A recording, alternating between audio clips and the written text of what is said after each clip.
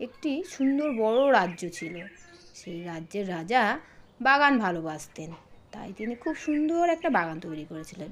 সেই বাগানে ছিল নানা রকম ফুল ফলে ভরা, আর সেই বাগানে আসতো নানা রকম পাখি, এসে তারা গান করত। সেই বাগানে একটি ছোট্ট টুনটুনি পাখি সুন্দর একটি বাসা বোনে এবং কিছুদিন পরে ডিম ও বাচ্চা ফোটে। এই সমস্ত কার্যকলাপ দূরে বসে রাজার পোষ্য বিড়ালটি লক্ষ্য করে। তার উদ্দেশ্য ছিল টুনটুনির বাচ্চাগুলোকে খাওয়ার। তাই সে রোজ আসতো এবং সুযোগ খুঁজতো কীভাবে টুনটুনির বাচ্চাগুলো খাওয়া যায়। টুনটুনি ছিল বুদ্ধিমতী পাখি, তাই সে তার বাচ্চাগুলোকে বড় করার জন্য বিড়ালটিকে খুশি রাখার চেষ্টা করতে লাগলো। বিড়ালটি দেখা মাত্র টুনটুনি মাথায় পা ঠেকিয়ে বলতো, এর নাম হয় মহারানী।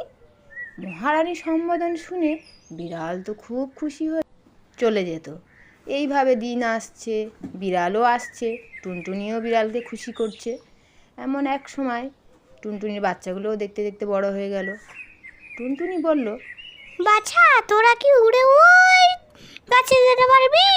টুনটুনির কথা শুনে বাচ্চাগুলো বলল, হ্যাঁ মা, পারবা।